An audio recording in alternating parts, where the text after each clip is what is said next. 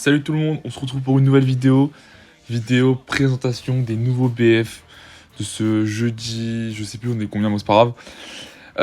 Alors des BF intéressants ou pas, on va voir ça dans cette vidéo. Sinon, bah il y a que ça comme portail pour l'instant. Il y a, bon, à part Barbe Noire, on va pas trop en parler. Sinon concernant ces deux et bon je sais pas, je vais dire magnifique, je sais pas, on va les regarder ensemble tout de suite. Je les ai pas trop vus. On va commencer tout de suite par Akuba, alias Cavendish.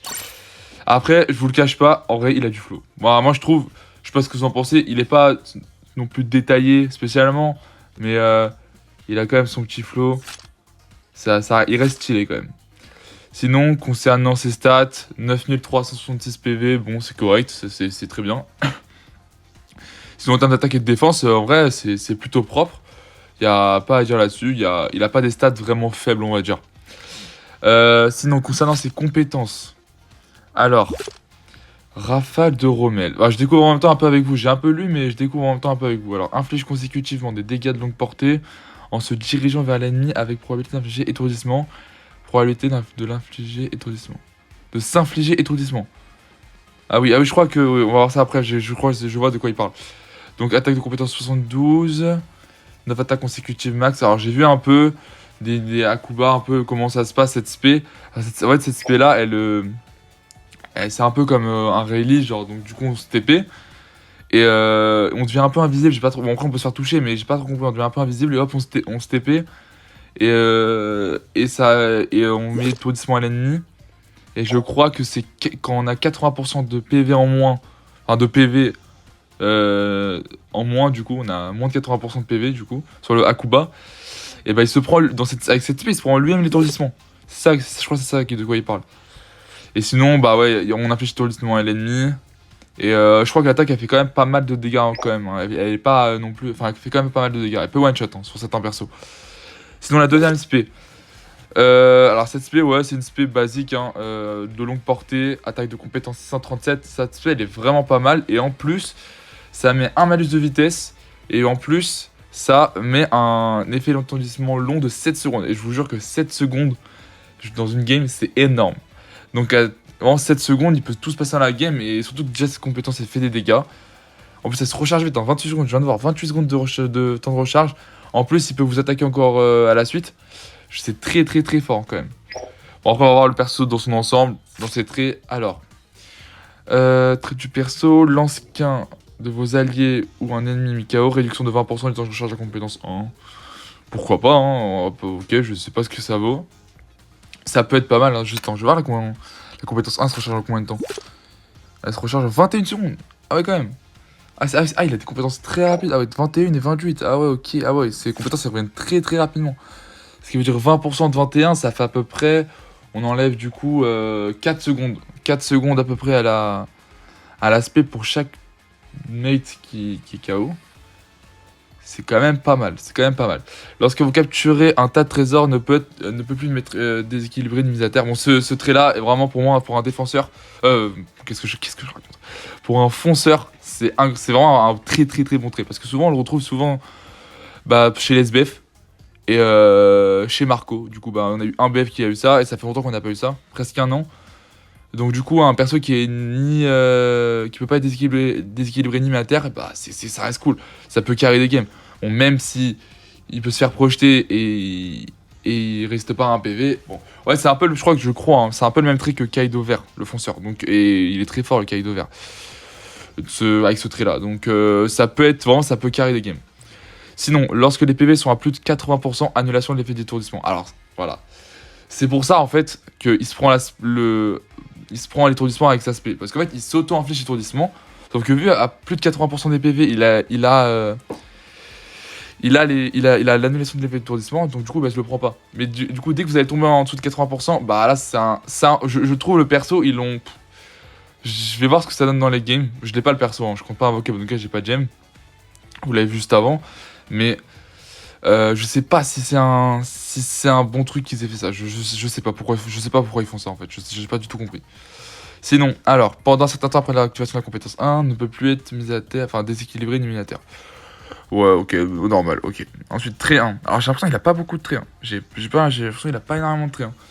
Lorsque vous êtes dans la zone de tas de trésors ennemis ou que la joueuse est supérieure à 50%, augmentation de 100% de la vitesse de capture et augmentation de 50% de la vitesse de la temps de recharge de la compétence 1. Ok.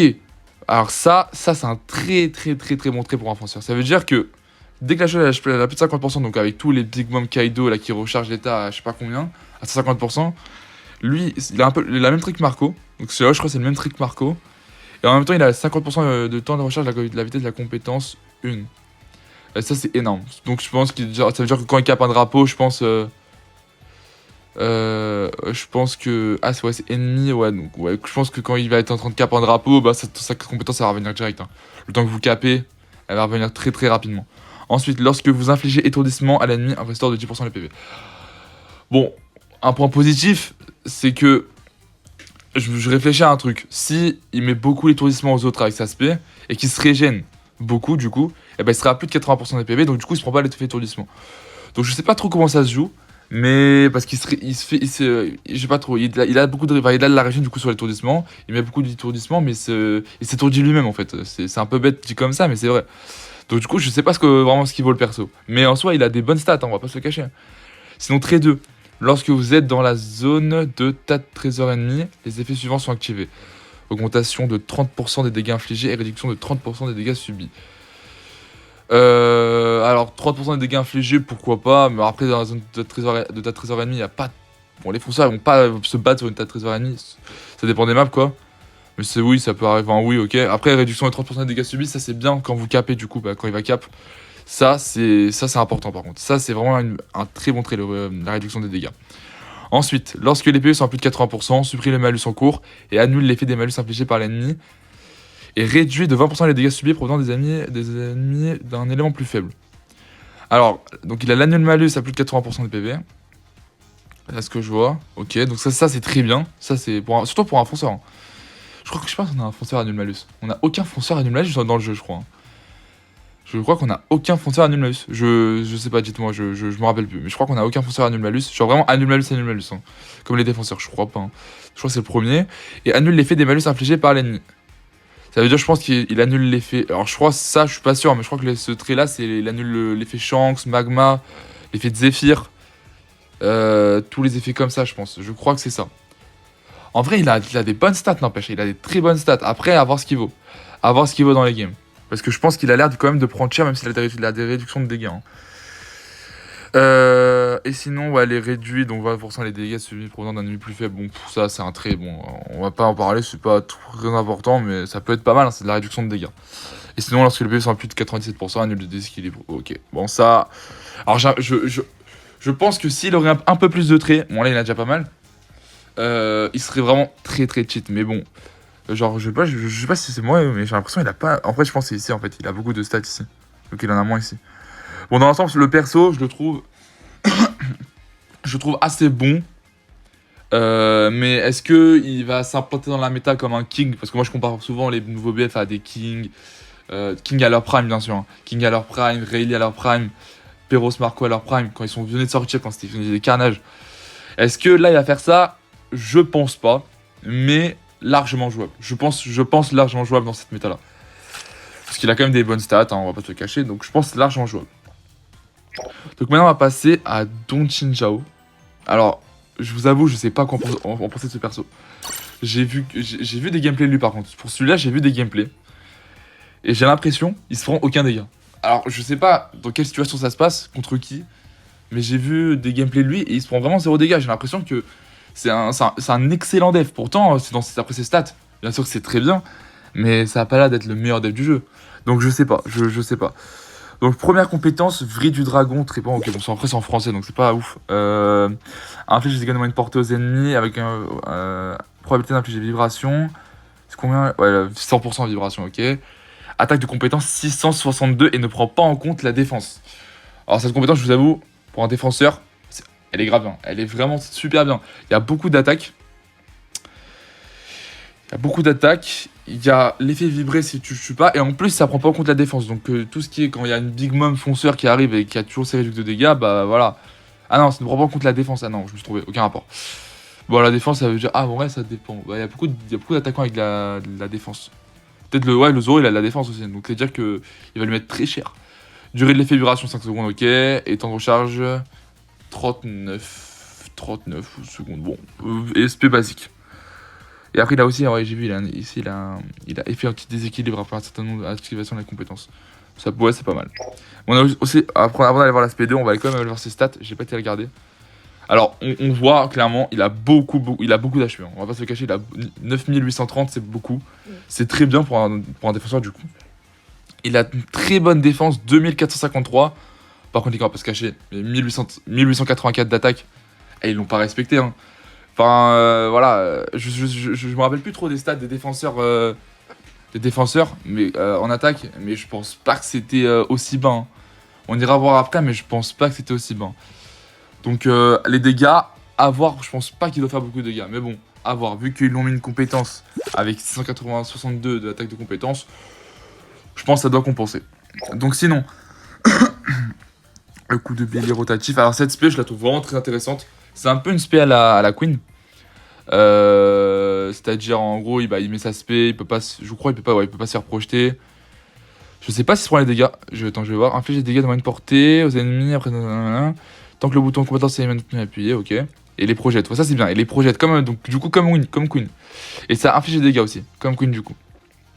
Après certains temps ou quand vous rachetez le bouton, inflige des dégâts de une portée aux ennemis d'un certain rayon. Et les projette. Alors je trouve que cette compétence elle est mieux que celle de Queen. Pourquoi? Parce que il fait que mettre des dégâts alors que Queen, je crois. Alors je sais plus, mais Queen, je crois que c'est. Je crois que Queen il met des dégâts, je sais plus, je sais pas s'il peut tout le temps projeter l'aspect de Queen, je sais plus. En tout cas, l'aspect elle est quand même intéressante. Et elle a l'air quand quand j'ai vu les gameplays, j'ai vu cette spé quand on l'a posé. Et vraiment, je crois qu'il se régène sur l'aspect, je suis pas sûr. Je sais pas du tout.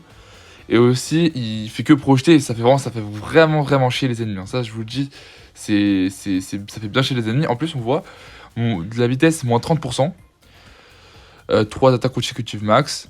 Attaque de compétence 351, bon voilà, là on va pas se cacher, cette attaque a pas one-shot des ennemis, même sous boost d'équipe. Après il y a la projection, donc ça reste, pour un défenseur c'est ce qu'il faut, hein. On projette les ennemis, on veut plus qu'ils soient dans notre zone de ta trésor, on veut être tranquille, donc c'est un peu le but. Hein. Durée de l'effet 20 secondes, donc ça par contre 20 secondes de moins 30% de vitesse, ça va être horrible pour l'adversaire.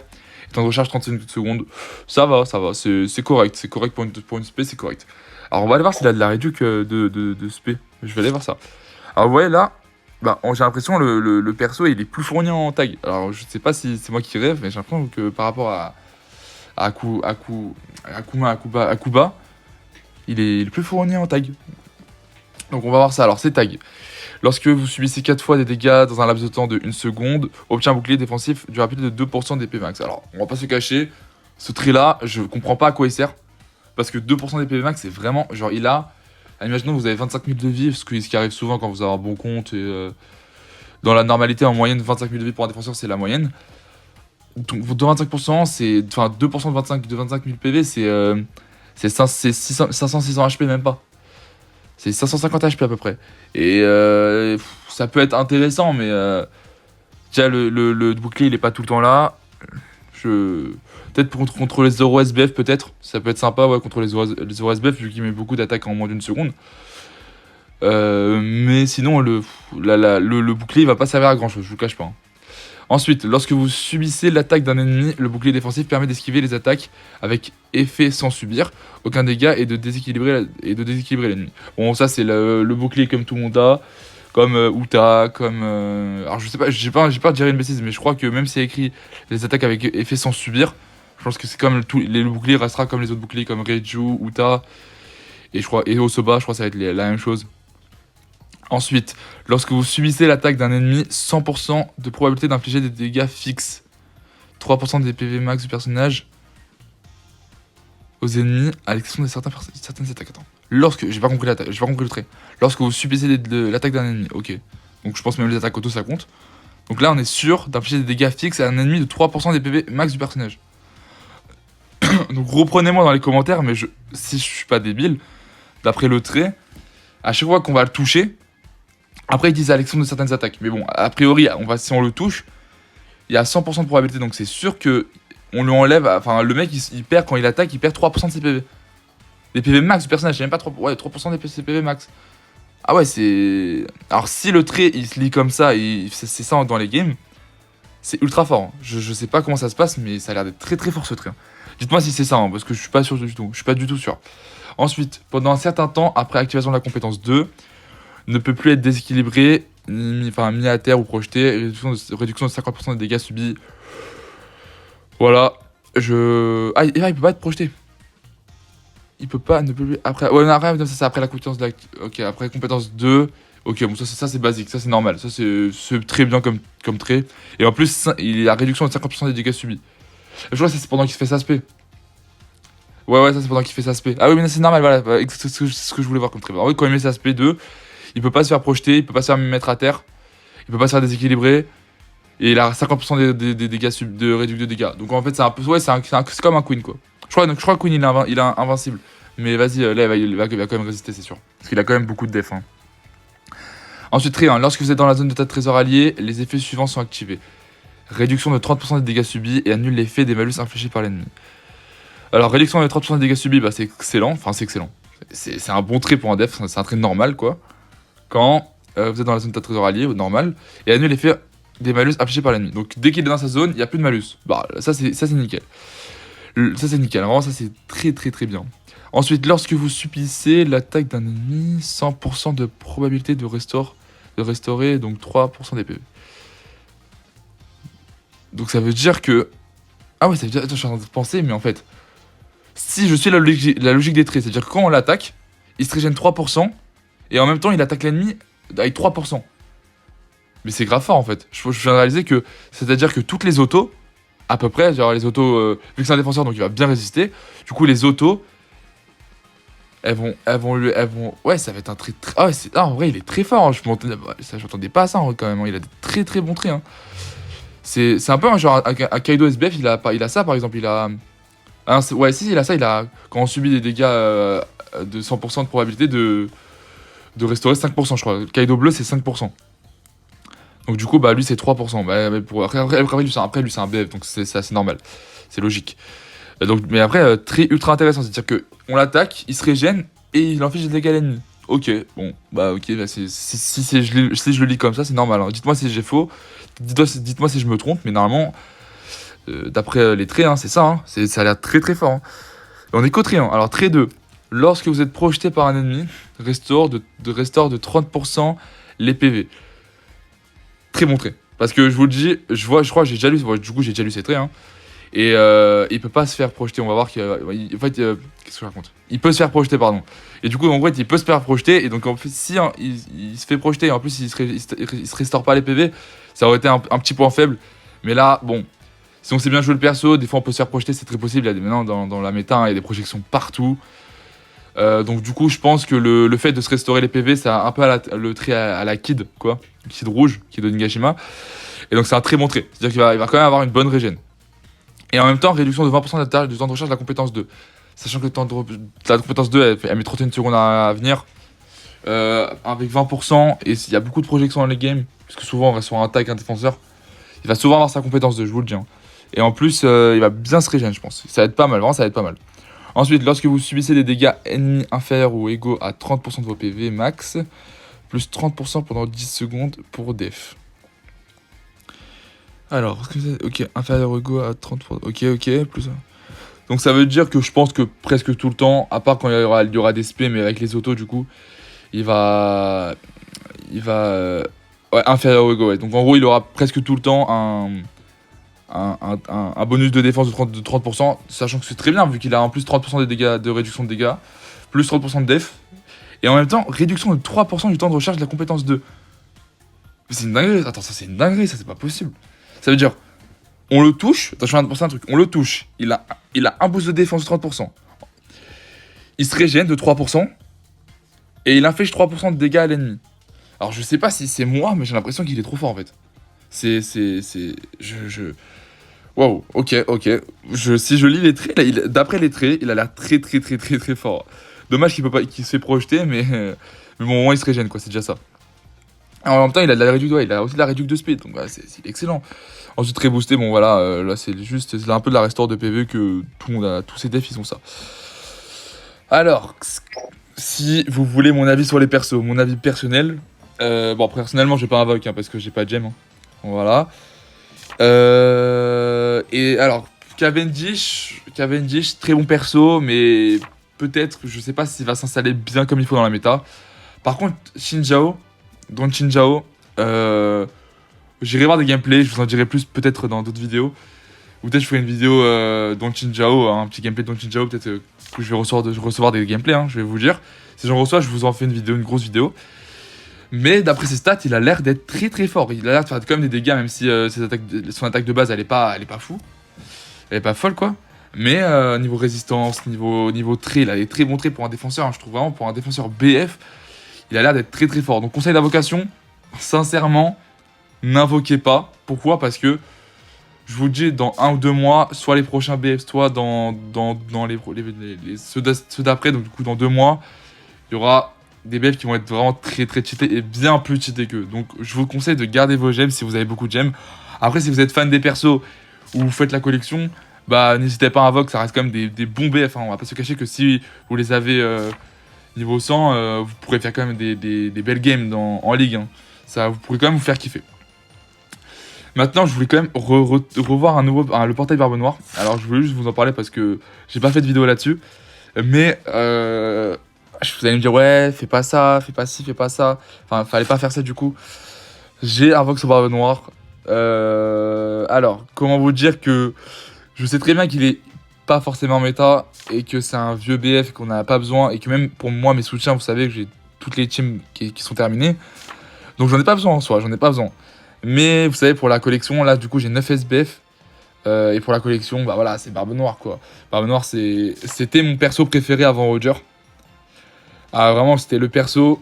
Quand j'ai commencé le jeu, je le voyais. Je voulais trop l'avoir. Et donc, je me dis, c'est le moment. C'était 800 gemmes en la Pidgey. J'avais presque 800 gemmes. Donc là, il manque une multi, j'ai la Pidgey. Sauf que, à l'avant-dernière multi, donc du coup, c'est la 40 gemmes que vous voyez ici, là. Je l'ai droppé en fait. Je l'ai droppé à l'avant-dernière multi du coup. Je l'ai droppé, donc du coup je l'ai débloqué. Et en plus, bon, vous allez me dire, ouais, t'as fait le pigeon. J'ai acheté des tickets Barbe Noire. J'en ai acheté 7. Et dans les 7, il y a une fois je l'ai reçu. Je pense que je vais prendre les 3. Ah non, qu'est-ce que je raconte? Non, là, ça c'est autre chose. Voilà. J'en ai pris 6, des tickets. J'en ai pris 6. Et sur les 6, je l'ai eu une fois Barbe Noire. Et d'autres BF. Du coup, je pense que je vais essayer de prendre les 4 autres. Et d'essayer de le choper. Donc du coup, je vais vous montrer à peu près ce que ça donne. Alors, voilà. Donc du coup, il est là. Du coup, je l'ai 70, je l'ai monté et tout. Et je pense, du coup, je vais l'avoir la pitié, donc il va être 80. Et en essayant dans les 4 derniers tickets de l'avoir une fois, vu que la probabilité elle est à 5%, ce qui est énorme. Et donc de la choper 85 et d'éviter de perdre mon temps à la monter parce que voilà, regardez tout ce que j'ai envie de monter, tout ce que je suis à monter, c'est ça. Du coup, ça va me prendre du temps. Et j'aimerais ne pas trop perdre de temps sur les SBF et surtout les anciens SBF, c'est ça que j'ai envie de dire. Et plutôt monter mon compte sur les BF. Du coup, merci les gars d'avoir regardé cette vidéo. J'espère qu'elle vous aura plu. J'espère que les conseils que je vous ai donnés et que le commentaire que je fais, hein, vous me dites ce que vous en pensez dans les commentaires. Hein. C'est un peu nouveau pour moi, mais j'essaye de m'y habituer le plus rapidement possible et de vous faire les meilleures vidéos que je puisse vous proposer. Sinon, je vous retrouve dans pas longtemps du tout. Préparez-vous pour une grosse vidéo gameplay d'un très très gros perso. Et je vous dis à la prochaine.